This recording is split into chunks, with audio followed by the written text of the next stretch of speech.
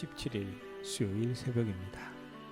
다 같이 찬송가 569장 선한 목자 되신 우리 주 부르시고 주님 말씀 받겠습니다.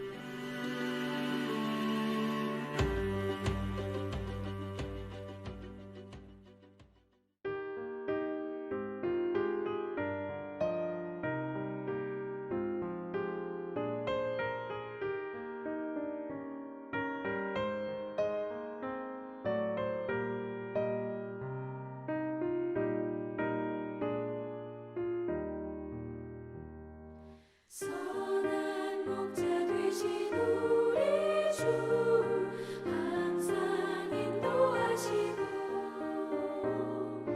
푸른 풀밭 좋은 곳에서 우리 먹여주소서. 선한 목자 곳에 주여 항상 인도하소서. 선한 목자 곳에 주여 항상 인도하소서. 양의 문이 되신 예수여 우리 영접하시고 길을 잃은 양의 무리를 항상 인도하소서. 선한 목자 곳에 주여 기도 들어주소서. 선한 목자 곳에 주여 기도 들어주소서.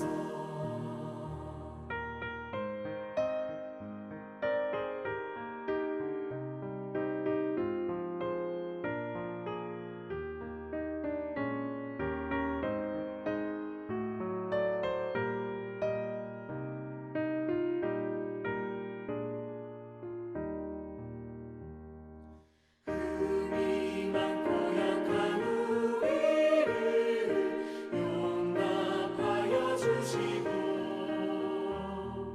주의 넓고 크신 은혜로 자유 얻게 하셨네.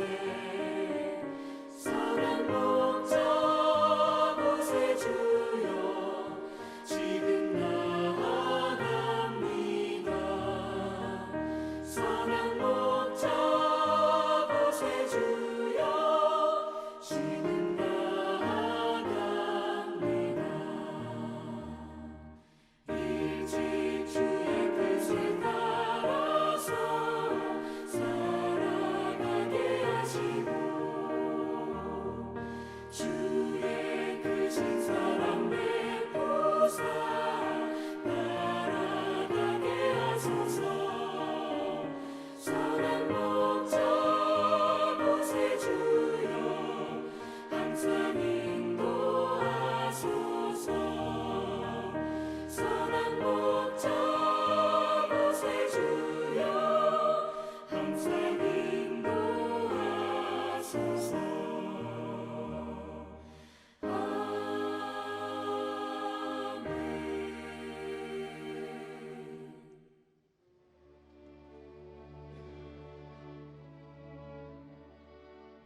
아멘.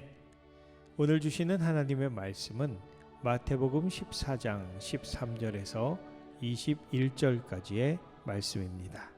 함께 봉독하시겠습니다. 예수께서 들으시고 배를 타고 떠나사 따로 빈 들에 가시니 무리가 듣고 여러 고을로부터 걸어서 따라간지라. 예수께서 나오사 큰 무리를 보시고 불쌍히 여기사 그 중에 있는 병자를 고쳐주시니라. 저녁이 되매 제자들이 나와 이르되 이곳은 빈 들이요 때도 이미 저물었으니 무리를 보내어 마을에 들어가 먹을 것을 사 먹게 하소서. 예수께서 이르시되 갈 것 없다. 너희가 먹을 것을 주라. 제자들이 이르되 여기 우리에게 있는 것은 떡 5개와 물고기 2마리 뿐이니이다. 이르시되 그것을 내게 가져오라 하시고 무리를 명하여 잔디 위에 앉히시고 떡 5개와 물고기 2마리를 가지사 하늘을 우러러 축사하시고 떡을 떼어 제자들에게 주시매 제자들이 무리에게 주니 다 배불리 먹고 남은 조각을 12바구니에 차게 거두었으며 먹은 사람은 여자와 어린이 외에 5,000명이나 되었더라. 아멘. 오늘 말씀은 부활과 함께 예수님의 놀라운 이야기 중 가장 큰 기적인 오병이어의 이야기를 기록하고 있습니다.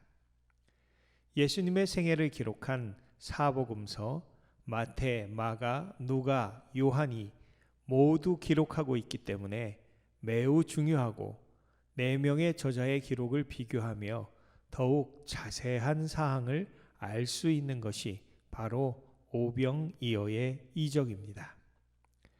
어린아이나 여자 등을 제외하고 장정만 5,000명을 먹였으니 약 2만 명이 동시에 체험한 사건이었습니다. 당시로서는 정말 큰 임팩트가 있는 사건이었을 것입니다. 아이가 먹으려고 가져온 보리떡 5개와 기껏해야 멸치 정도밖에 안 되는 작은 물고기 2마리로 엄청난 인원이 배고픔을 해결한 것만으로도 당장 백성들이 예수님을 임금 삼으려고 했으니 그 영향력은 정말 대단했음이 분명합니다. 그래서 예수님을 대적하고 복음을 회방하려는 세력들은 수천 년 동안 예수님의 부활과 함께 오병이어의 사건을 부정하려는 갖은 노력을 해왔고 지금도 여러 사람들을 통해 도전받고 있습니다. 저도 수십 년 동안 별하별 불신앙적인 시나리오를 다 들어봤습니다. 정말 언급할 가치도 없는 것들이지만 여러분들이 혹시 듣게 되신다면 그냥 무시하시기 바랍니다. 예수님이 하나님의 아들이시요 삼위일체 하나님의 본체이심을 믿으면 되는 것을 그러지 못하고 다른 사람들까지 믿지 못하게 하려는 모든 악한 행위들은 저주받고 심판받는 것이 마땅합니다. 여러분들은 그런 이야기들에 귀 기울이지 마시기 바랍니다. 무익할 뿐 아니라 듣는 자들을 멸망으로 이끄는 자들입니다. 7일 만에 천지를 창조하신 하나님을 믿는 사람이라면 예수님께서 오병이어로 5,000명을 먹이시든 죽은 나사로를 죽은 지 사흘 만에 살려내시든 주님께는 다 가능하신 일인 줄로 믿어지게 될 줄 믿습니다. 예수 그리스도를 하나님의 아들이요 나의 주, 나의 구원자로 믿는 귀한 믿음의 역사가 저와 이 말씀을 듣는 모든 분들에게 임하시기를 간절히 축원합니다. 오늘 말씀에서 가장 중요한 순간은 19절입니다. 함께 읽으시겠습니다. 무리를 명하여 잔디 위에 앉히시고 떡 5개와 물고기 2마리를 가지사 하늘을 우러러 축사하시고 떡을 떼어 제자들에게 주시매 제자들이 무리에게 주니. 아멘. 예수님은 백성들을 50명, 100명 단위로 무리지어 앉게 하신 후 어린 소년이 도시락으로 가져왔다 바쳤던 보리떡 5개와 물고기 2마리를 들어 하나님 아버지께 축사하십니다. 그리고 떡을 떼어 제자들에게 나누어 주십니다. 여기서 기적이 일어납니다. 어린 아이 도시락을 12명의 제자들에게 나누어 줘봤자 얼마나 되겠습니까? 그런데 예수님이 나누어 주신 오병이어를 12제자가 들고 가서 장정만 5,000이나 되는 큰 군중에게 나누어 준 것입니다. 물리적으로 엄청난 양의 증가가 있지 않고서는 불가능한 일입니다. 어린 소년이 안드레를 통해 들고 와 바쳤던 작은 도시락이 수만 명의 군중을 먹이는 놀라운 이적이 일어난 것입니다. 더구나 먹고 남은 것을 거둘 때 12광줄이나 남았다고 하니 그 양이 모자라지 않고 넉넉했음을 알 수 있습니다. 작은 것을 드릴 때 주님은 크게 역사하시고 모자라는 것이 넉넉히 남게 하시는 놀라운 분이신 줄 믿습니다. 할렐루야. 그런데 오병이어의 물리적인 기적은 예수님께서 원하셨던 사역의 전부가 아니었습니다. 출애굽의 모세가 이스라엘 백성을 이끌며 광야에서 만나와 메추라기를 먹였던 것처럼 놀라운 이 사건을 경험한 백성들은 매우 흥분하였습니다. 그래서 요한복음 6장 14절 이하에 보시면 사람들이 이 표적을 보고 이는 참으로 세상에 오실 그 선지자라 하며 예수님을 억지로 붙들어 임금으로 삼으려고 했습니다. 이에 예수님은 그 자리를 떠나 산으로 가셨다가 후에 바다를 건너 가버나움으로 가셨습니다. 그렇지만 무리들은 거기까지도 예수님을 쫓아옵니다. 이에 예수님은 그들을 환영하시지 않고 오히려 너희가 나를 찾는 것은 표적을 본 까닭이 아니요 떡을 먹고 배부른 까닭이로다. 썩을 양식을 위하여 일하지 말고 영생하도록 있는 양식을 위하여 하라고 말씀하시며 예수님 자신이야말로 하늘로부터 내려온 생명의 떡이라고 선포하십니다. 요한복음 6장 51절에서 55절까지의 말씀입니다. 나는 하늘에서 내려온 살아있는 떡이니 사람이 이 떡을 먹으면 영생하리라. 내가 줄 떡은 곧 세상의 생명을 위한 내 살이니라 하시니라. 그러므로 유대인들이 서로 다투어 이르되 이 사람이 어찌 능히 자기 살을 우리에게 주어 먹게 하겠느냐. 예수께서 이르시되 내가 진실로 진실로 너희에게 이르노니 인자의 살을 먹지 아니하고 인자의 피를 마시지 아니하면 너희 속에 생명이 없느니라. 내 살을 먹고 내 피를 마시는 자는 영생을 가졌고 마지막 날에 내가 그를 다시 살리리니 내 살은 참된 양식이요 내 피는 참된 음료로다. 아멘. 그렇습니다. 예수께서 태어나신 곳이 베들레헴인데 그 지명의 뜻이 바로 떡집입니다. 예수님은 떡집에 떡으로 태어나신 것입니다. 그런데 이 떡은 사람들에게 육신의 배고픔을 잠시 해결해주는 떡이 아니라 영생하도록 하는 생명의 떡입니다.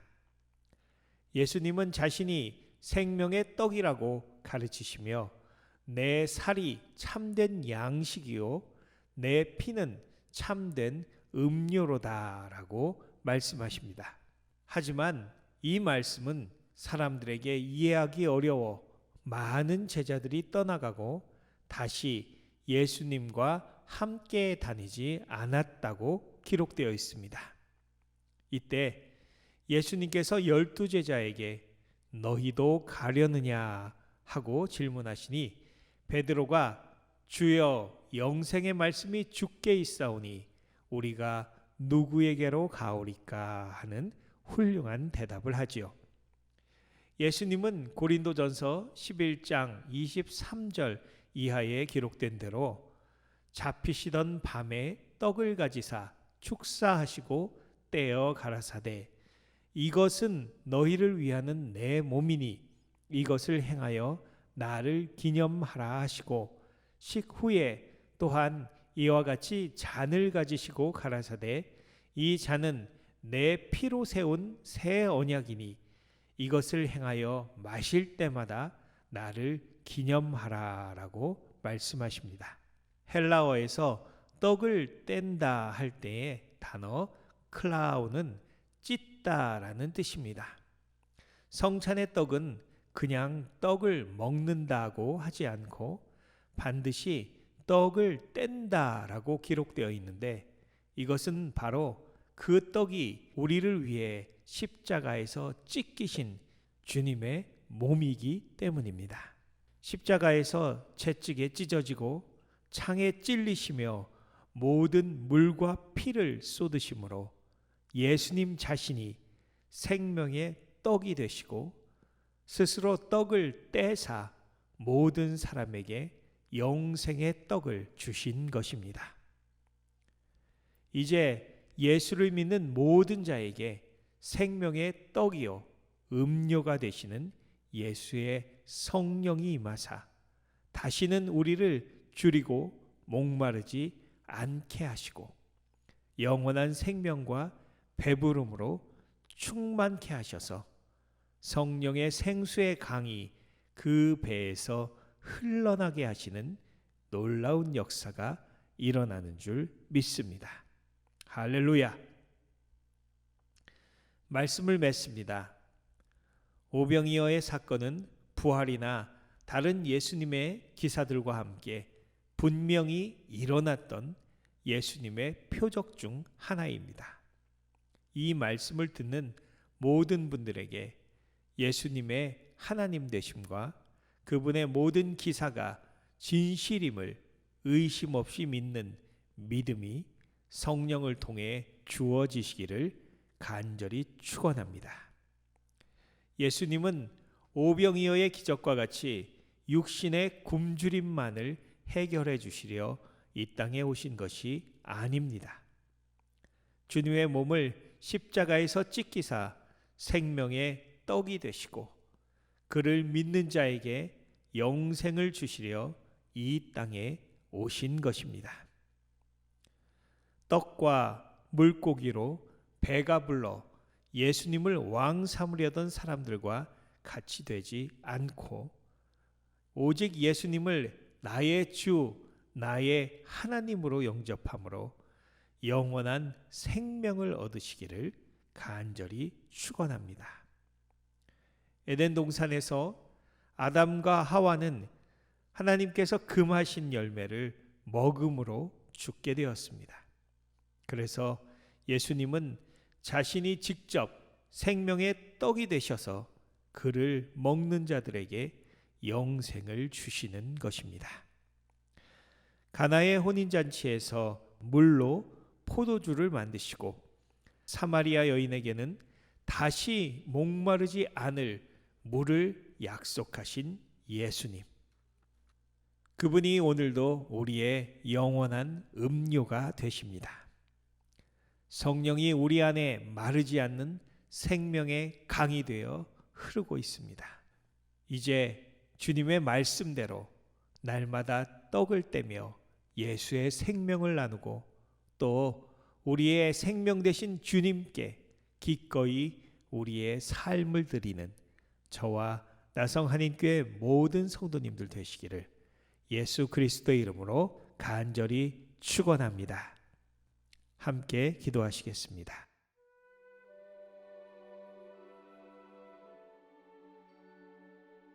아버지 감사합니다. 당신의 독생자 예수를 생명의 떡으로 베들레헴에 태어나게 하시고 영생의 양식을 주시니 감사합니다. 이제 세상의 헛된 양식을 구하지 않고 영생하도록 있는 생명의 양식을 구하는 믿음의 백성들 다 되게 하여 주시옵소서. 이 놀라운 생명의 떡 예수를 전심으로 증거하는 나성한인교회 모든 성도님들 다 되도록 축복하여 주시옵소서. 감사드리며 우리의 생명의 떡 되신 예수 그리스도의 이름으로 기도드렸사옵나이다. 아멘. 할렐루야. 오늘도 예수로 배부르시는 나성한인교회 모든 성도님들 되시기를 축원합니다. 감사합니다.